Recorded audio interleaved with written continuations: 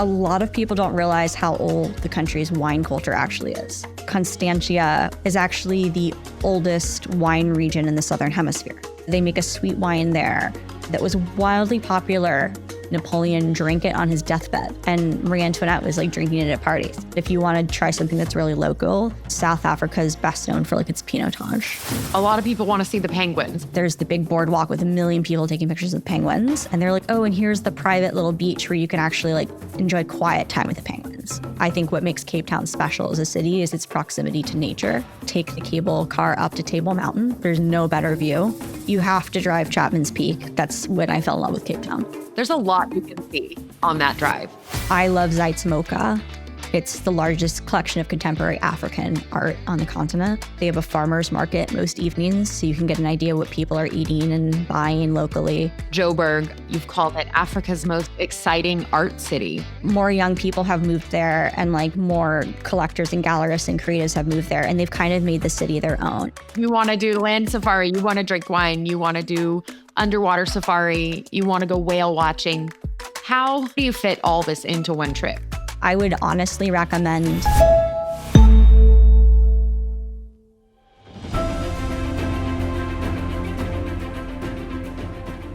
From the vineyards of Constantia to the kelp forest of Cape Town, South Africa offers more than just a safari. It's a country of contrasts where history, flavor, and adventure collide. My name is Angie Orth, and today's guest is Alexandra Owens, a seasoned travel writer who covers the latest on outdoor adventures in South Africa, like scuba diving, cruising through wine country, and going on safari. We'll take a historical journey through South Africa's wine resurgence, a place that once poured for Europe's elite.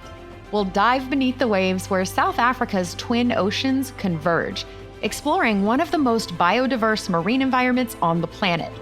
Penguins, sharks, a booming art scene, and the rich flavors of Cape Malay cuisine. This country demands more than a quick visit. South Africa calls for an immersion. Alexandra Owens, thank you for coming here to speak with us about what else? South Africa. Thanks so much for having me. It's a pleasure to be here. Years and years ago, so long ago, it's just like a distant memory. I went and I loved it. It's an incredible country. So for somebody who's visiting for the first time, maybe visiting Africa for the first time, what do they need to know about vaccinations, visas? Assuming you have a U.S. passport and you're staying for less than 90 days, you don't have to get a visa. If you're coming from the U.S., you don't need the yellow fever vaccination, for example. Yeah, so it gets a little tricky if you're going other places in Africa, but straight from the U.S., no worries. And then there are recommended vaccinations that you should talk about with your doctor, such as Hep A, Hep B, and typhoid. And then the other trickier part are malaria pills, depending on where you're going. South Africa spans multiple climate zones. So that means some places will have mosquitoes, some places won't. How should people approach packing and preparing for that? It varies wildly from desert to subtropical to Mediterranean. And so how you pack totally depends on the time of year and also where you're going. And if you're going to multiple places or multiple climates, you'll need to pack a lot. Even Cape Town, for example, which has a Mediterranean climate and is quite mild, they have this thing called like microclimates, which people love to talk about. So like on one side of the mountain, it'll be beautiful. On the other side, it'll be pouring rain. So I always like to suggest layers, because you can experience 4 seasons in one day sometime, particularly if you're going out in safari, and particularly if you're going in what they call the winter or the dry season. Remember, it's in the Southern Hemisphere, so it's the opposite to us, because it can be incredibly cold in the morning and at night. I can't tell you how many times I've said, Alexandra, it's not going to be that cold. Like, you don't need gloves and a hat, but you need the gloves and the hat.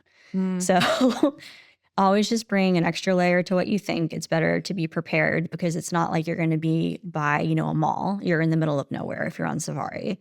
Tell us, what is the safari experience like? For me, it's just magic. My favorite articles to write are ones I like to describe as conservation journalism disguised as travel journalism. So the subject's like very close to my heart. You wake up It's just your whole day is focused on nature in a way that I never really got to experience until I went to Africa. Sometimes it makes me want to cry when I think about it. It's just, there's a respect and a love for nature there that's just really like everyone is immersed in the bush. And you're so close to it, even when you're in a place like Cape Town or Johannesburg. So basically, if you're there, you just hop on a flight, typically from Johannesburg for maybe like an hour and a half, 2 hours, depending on where you're going. You wake up very early in the morning, which is hard for someone like me, but I will do it for safari. Depending on the time of year and what they're seeing in the morning, it can be as early as 5 a.m. to like 6:30 a.m. And it varies from lodge to lodge, but my ideal day and the way I like to do it is you take a light breakfast out into the bush. You might eat a little bit in the car and you go out and you see the animals in the morning because that's when they're most active. And if you're super lucky, you might see something like African painted bulls, also known as wild dogs, hunting. Or the lions may have made a kill over the night and you get to watch like their family dynamics as they're eating something. And you just get to like follow their lives and you see them come so much more alive in their personalities than you do in a zoo. It's just such a completely different thing. Their family dynamics and mothers with babies. And then you go out for a few hours in the morning. And really it depends if you're with a lodge that has other people, you might be sharing your vehicle. If you are at a private lodge, you might have your own car, or I always like to suggest if you can foot the cost, paying extra for a private vehicle, because then you're able to have that flexibility of doing what you want. And so if you're really obsessed with elephants, like I am, then you can just follow the elephants or you can stay out longer. But then you come back, you enjoy a really nice leisurely lunch, and the food at lodges in South Africa is just fantastic. They're some of the best chefs in the country. And you get kind of like a siesta, or you can work on your photos, or you can lay by the pool. And it's just a really nice, relaxing experience. Or if it's a place that has activities, you can, visit a local village, or some places have really amazing like shopping that brings in like artisans from other countries, and they can show you like beadwork, or, there's just so many different options depending on where you are. And then in the afternoon, you go out for a shorter game drive that usually ends in sundowners with the most amazing sunset you've ever seen in your life. You finish with an incredible dinner and probably an early bedtime so you can do it all over again the next day. And I imagine connectivity is probably limited. It's a gamble. I just tell people to be determined, because I've gone places where sometimes I have internet that's faster than places I've had in the Catskills here in New York. Wow. And sometimes, sometimes it's amazing. And then sometimes I have nothing. You kind of have to plan for the unexpected. But the hospitality, the infrastructure in South Africa in particular is just so well run that if an emergency comes up or you're worried about reaching, your son or your dog sitter or whatever, people are so eager to help you and so wonderful that they'll figure out a way for you to stay in touch. Let's talk about guilt-free safaris, because you've written about this. What's that about? Travel industry is really like globally shifting toward green travel. Travelers are more willing to spend a little more for something that is eco-conscious. And in particular in Africa, there's a B Corp brand I like, Go To Africa. They did a study that sustainable safaris have grown by more than 1,000% over the last 4 years, which is just insane. And I think that people just have enough of a conscience that when they see like big corporate hotels being built in the path of a great migration, for example, they say, hey, I don't want to support that. That doesn't feel right. Especially in a place where like you're going to Africa to be in nature. And it kind of defeats the whole purpose of the trip, right? And we have the internet and social media now. So a lot of us, we saw like just this last month, there's been the Great Migration. There were a lot of people posting videos of like guides not doing the right thing in terms of like blocking the wildebeest. And that ruins the experience, it's not just hurting the animals, but it's ruining the experience for people. Like that's not what you're paying thousands of dollars to go see. People vote with their dollars. They're smart. They want to support companies that are doing the right thing. Plus, in a place like Africa, a healthy ecosystem full of animals is what people are paying to see. So like it's actually not just good for the environment, but it's good for business to take good care of the land. People aren't going to pay to like go see like polluted rivers or like a change in the migratory path that's full of vehicles. So while it's not perfect, I think that like Africa in general is a place that has really successfully melded tourism and conservation. And I think that's in part because like so much historically, like starting when, the early 1900s with hunting safaris, like Africa has been about wildlife and about nature. And in South Africa in particular, it's home to some of my favorite conservation projects and some of, I think, the most ambitious sustainable travel brands. Like, for example, Singita, which is about to open in its fifth country. Yeah, in its fifth country. They started in South Africa's Sabi Sand. It's a family-run business. And I think it's the gold standard for African conservation because it puts people and wildlife first. Let's talk about the guides, because historically, safari guides, it's a man's world, right? But Absolutely. there is a rise of women safari guides. So tell us about that. A lot of my favorite camps in South Africa, like Singita and Londolozi and Royal Malawane and Swalu, they have not just female guides, but like head female guides and women in like high positions. Seeing a really smart woman and very capable woman as a guide sends a positive message to these travelers, and it might be someone who they can relate to in a really important way. When you're on safari, I mean, your guide is basically your best friend. Someone you might take your meals with. It's someone you hang out with like 10 hours a day. Like you should actually bond with them. Like that's what a good guide should be able to create, that relationship with you. Like they're not just supposed to be spouting facts at you. They're supposed to be like a jack of all trades. They know people. They're the consummate host. And so that might be easier, and it can be easier if you're a woman to like maybe relate to another woman. Let's talk about how there's more than one way to safari. Most people who haven't done it probably think you've got your vehicle, you're driving around, that's what safari is. But that's not the case, right? No, it's not the case at all. I mean, a lot of it depends on where you are and what, the land itself offers. Game drives are still definitely one of the most popular, but I personally think that it's also a great idea to add in a walking safari, which can sound a little scary if you've never done it before, but I promise it's not. If you're able to get in the bush with your guide and also really critically your tracker, because South Africa is the only country in Africa that also requires you to have a tracker. And that's the person when you're in the vehicle who sits at the front and is actually trained specifically to look at animal tracks. Most African countries combine those roles. And so it's a really special opportunity to get some indigenous bush knowledge because typically trackers are from local villages and have been growing up in places where reading these tracks can be a matter of like losing your cattle or like life and death even. It's like they grow up understanding bird song and tracks and the ways animals think. And it's a chance, because typically you're sitting so far away from them and can't hear them over the engine, to really have a conversation about life in the bush and what it was like to grow up in Africa and to hear their thoughts. And so it's a really special opportunity to connect with someone and to also see the bush in a way you might not otherwise see it, like to see little animals and to learn about plants and things that you're otherwise whizzing by in a car, potentially on your way to catch that leopard photo. So I think it's a really great way to do it. A couple places that offer it in a really meaningful way are Thorny Brush and Beyond Finda. And Beyond is great because they have a lot of cheetah as well as black rhino, which you might have the chance to catch on foot if you're comfortable seeing them on land or on your own 2 feet. And again, that's totally up to you. The guides and the trackers are very aware of the surroundings. And if you're like, I don't want to see a lion on land, although that's, safe, they won't lead you to them.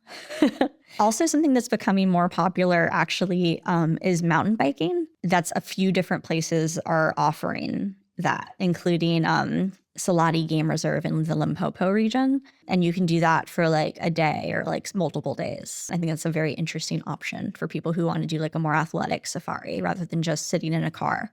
Another thing that I've started to request a lot, and some lodges have started to offer this as an additional option, are photographic safaris. And you might say, which is what I said at first, every safari is kind of a photographic safari, but places like Swalu have really like kind of like up to the ante in terms of outfitting a car specifically for photographers. So they have like slots in the side where you can like lay on your stomach and like push the camera outside of the car. And like they have like now like a whole dark room for you to develop your fancy photos. Oh. And like they have like a professional photographer as your guide that'll give you lessons. And so yeah, some lodges are really catering to that type of photographer or that type of safari as well. You're absolutely right. Every single safari is a photo safari, but I can see the benefit in having somebody who's an expert, maybe better equipment, just like a better setup. Because truly, if you're going to go there, you want to get the best images, not just your average, I'm driving by capturing on your iPhone. You really want to get the best of the best, because this is a bragging rights trip. This is the trip you go home and show everybody your photos. Yes. And I think that a mistake that people sometimes make is they buy a really fancy camera for a trip like this, which is such a temptation. And I did it on my first safari. Yep. But you don't practice, and then you get there and you're like, wait, what do I do with this? And then you end up with terrible photos. So it's great to have a guide who's, well equipped to help you. One other thing I just heard about the other day is there's a new lodge called Few and Far that's launching an aerial safari that's kind of like on a tram in October. I've never heard of anything like it, but that is something that is coming to South Africa. That is interesting. I will be watching your social media because I'm sure you will be there to cover that once it's up and running. This is a AAA Travel Minute. I'm Kaylin Seigan, a AAA travel advisor. Did you know that there are at least 180 different legal foreign currencies in circulation? It's important to think about how you'll pay for that fancy meal or those fun souvenirs before an international trip. Making sure you have a credit card that works in other countries is key. Before you depart, let your banks know that you are traveling abroad to avoid your cards potentially being locked. Many cards charge foreign transaction fees, so using a card without such charges will help you to avoid sticker shock after you return home and review your statement. Some destinations prefer cash. If using local currency, resist the temptation to exchange at the airport because they usually have the highest rates and fees. Opt for a local ATM affiliated with a bank. Unsure of the best strategy in your destination? Ask the front desk at your hotel for guidance. You definitely don't want to be strapped for cash in a foreign country. You've been on safari for 3 or 4 days, but you want to see more of South Africa. So tell us about the wine region. South Africa's wine region, I think, is super undervalued because the wine market essentially had to restart after apartheid. A lot of people don't realize how old the country's wine culture actually is. For example, Constantia, which is just 30 minutes or so from Cape Town city center, is actually the oldest wine region in the Southern Hemisphere. Wow. Its history of winemaking dates back to the late 17th century when the first governor of the Dutch Cape Colony established a model wine farm there. He was just kind of like experimenting with some vines. So Cape Town has a very interesting wine history. And in Constantia, they make a sweet wine there that was wildly popular. It was kind of like the cool thing to drink with all of Europe's elite in the 18th century. It was so cool, in fact, that Napoleon drank it on his deathbed.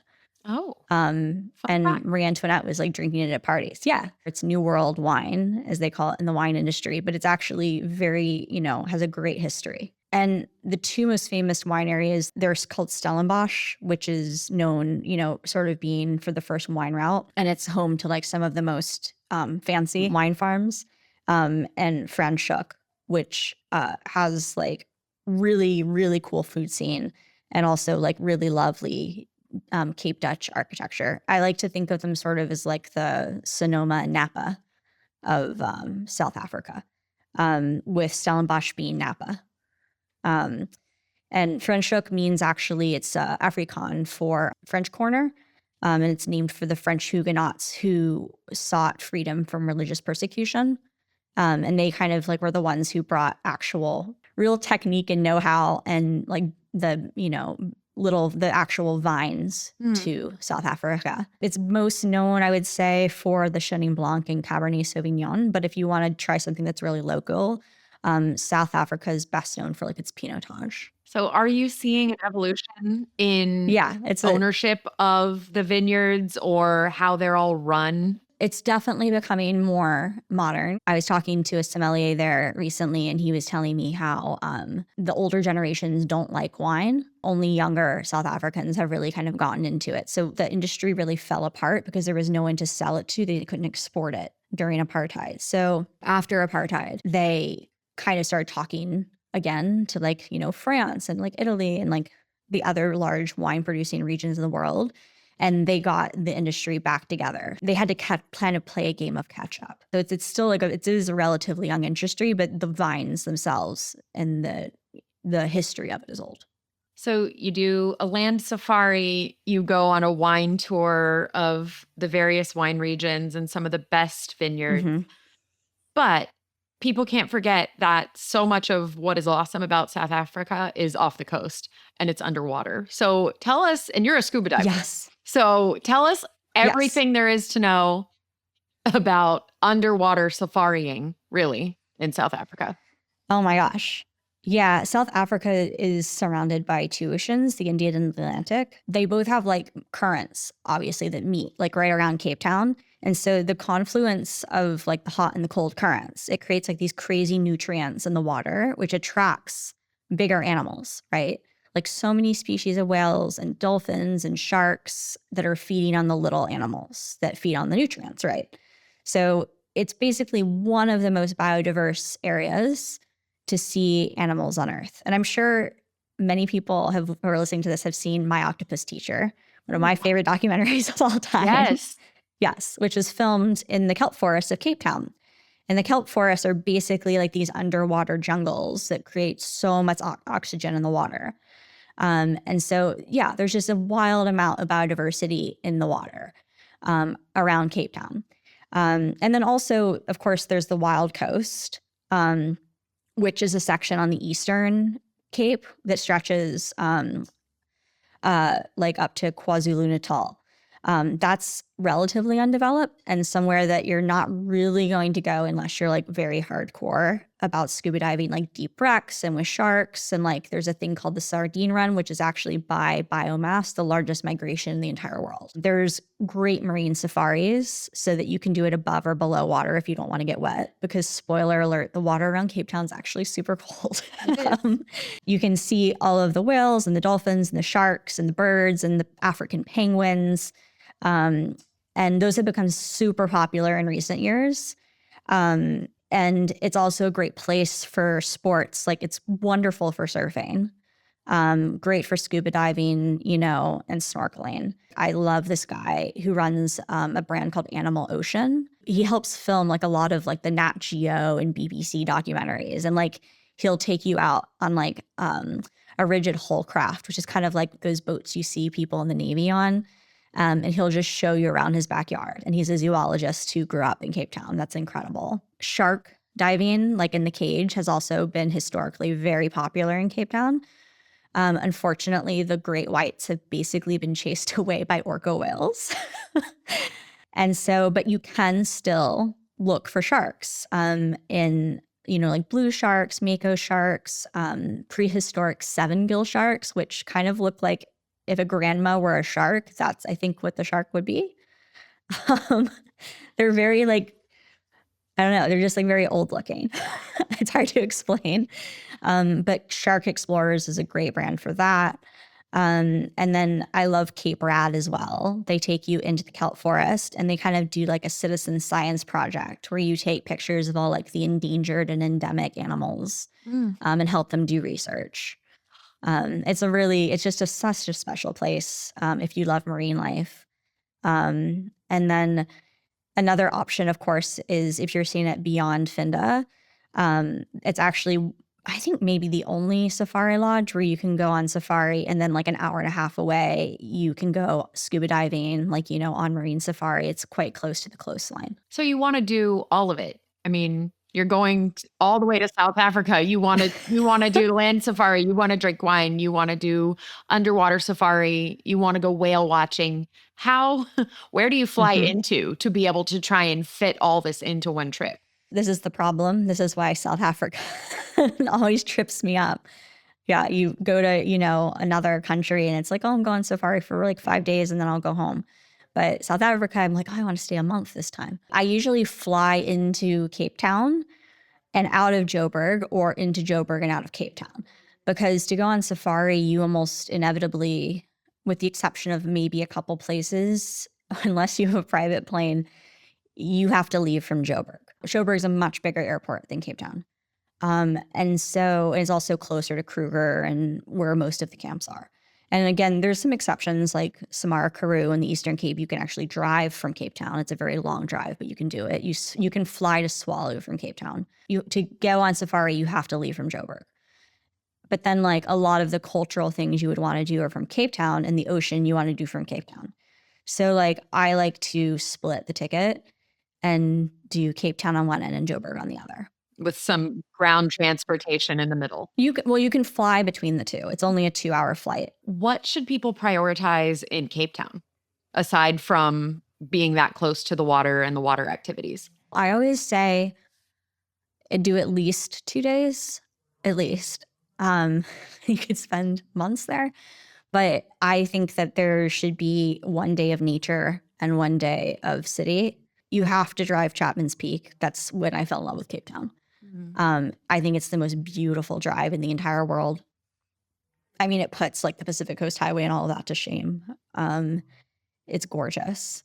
And that's basically the road you would take to get out to Cape Point Nature Reserve, to Boulders Beach, to the small little quaint beach towns. Even if you're going to surf, you can watch people surf. It's just, get fish and chips. It's like you have to experience that part of the city. It's not just about the city center. I think what makes Cape Town special as a city is its proximity to nature. And so you need to see that side of it. So at least have that. And then in the city, I think it's important if you can, because it can be quite fickle weather-wise, take the cable car up to Table Mountain. There's no better view. If you have time and you're inclined, hike around. But if not, just enjoy the view. Maybe bring a cocktail with you. Enjoy a sundowner. I love Zeitz Mocha. It's the largest collection of contemporary African art on the continent. The Victoria and Alfred waterfront is a great place. They have a farmer's market most evenings, so you can get an idea what people are eating and buying locally. There's a place called the Watershed at V&A where so many local artisans get together, and it's a great place to buy souvenirs. Let's talk about Cape Malay cuisine. It's unique. What is it, and where do you go to get it? Yeah, it has a fascinating history. So it's maybe arguably the most South African, like uniquely South African of all of the food. It's kind of a blend of South African and Indonesian and Indian and Malaysian flavors. It's a result of when the East Indian Company brought slaves to the area and people from East Asia. And so a lot of people lived in the area in Cape Town and kind of like fused their flavors together. So something very sad made something very beautiful in a way. And the food is just, it's amazing. And some of the most popular dishes are like curries and like the Gatsby, which is like this sandwich that has like a curry sauce on it. And baboti is my favorite. It's kind of like a curried shepherd's pie. I'm very obsessed with that. That sounds good and hearty. Now, a lot of people want to see the penguins. How far out are the penguins from Cape Town City Center? You would do that on the drive to Cape Point Nature Reserve. That's included at Boulders Beach. Okay. It's near Simonstown. So it's like an hour and a half away. The drive is basically like a day trip. I would honestly recommend, you can do it you rent a car and you do it yourself. But to be honest, I would recommend a company I love called African Links. They do day tours. I've done that drive and that experience by myself, and then I've done it with them, and I had so much more fun when I did it with them, because they were like, okay, like there's the big boardwalk with a million people taking pictures of penguins. And they're like, oh, and here's the private little beach where you can actually like enjoy quiet time with the penguins. Mm-hmm. And they're like, and here's the baby penguin nest. And like, and then like when I did my ocean safari with Animal Ocean, they came with me and they were like, oh, here's a secret sea cave and we brought this special lunch for you. So they do a great job catering and making your Cape Town experience very magical. So if you want to do Cape Town with like an actual group, African Lynx is the one. So we've talked about Cape Town, we've talked about safaris, we've talked about wine country. Let's talk about Joburg a little bit. You've called it Africa's most exciting art city. What's that about? It's been kind of a gradual evolution. It's hard to imagine that like apartheid only like officially ended when Africa became a democratic country in 1994. And so like it's been a gradual building for both cities, but especially in Johannesburg because it's so much more affordable than Cape Town, as like, more young people have moved there and like more collectors and gallerists and creatives have moved there, and they've kind of made the city their own. And that's really become super noticeable in the last 4 years as more like design weeks and fairs have like launched there. So like specifically Design Week South Africa, like R&B Latitudes Art Fair. And it's really become embraced creatives with open arms. So it's a place, for ideas and like buzzy restaurants and that type of thing. It's actually one of the youngest major cities in the world, and you can feel that energy. What do you think are the emerging trends or the next big destination in South Africa? Because we've talked about a lot of the highlights that you just have to hit when you go, but what's coming next as somebody who's been a lot? I'm excited that people are starting to look beyond the greater Kruger area. And when I say greater Kruger, I mean Kruger and Sabi-Stand. Those are obviously still very worth going to. But there's so many lodges there. It's just nice that people are starting to invest and think about other areas in terms of conservation and investing in those places and people. Like the Limpopo region, they're starting to get really great lodges like Lipogo and Few and Far. Then also Samara Karoo in the Eastern Cape is starting to get more investment. And that's like one of the best places to walk with wild cheetah in the world. So that's really exciting that those are starting to get like a very, more notice. You can I've also seen that cheetah. That's a thing? Yeah, it's a thing. And they're actually like incredibly gentle and afraid of people. Well, that's on my bucket list now. I'm absolutely— Add it to your bucket list. I am doing that ASAP as soon as I can get down there. So there's this bush to table dining that you can do at safari lodges, and you've written about that. So it's becoming a trend. Tell us, what is it and how do we sign up for it when we go to a lodge? Yeah, historically, a lot of lodges have catered to like Western palates, and now more places are starting to think about indigenous ingredients, which is fantastic.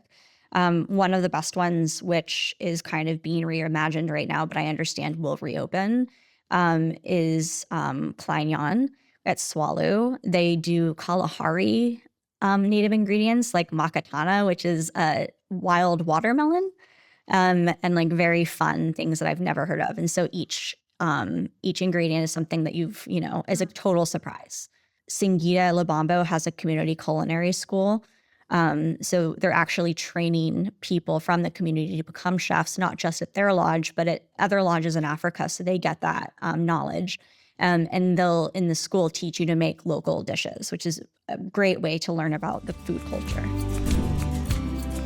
Alexandra Owens, thank you for joining us. And thank you, our listeners, for being with us. If you're planning a trip, be sure to connect with a AAA travel advisor.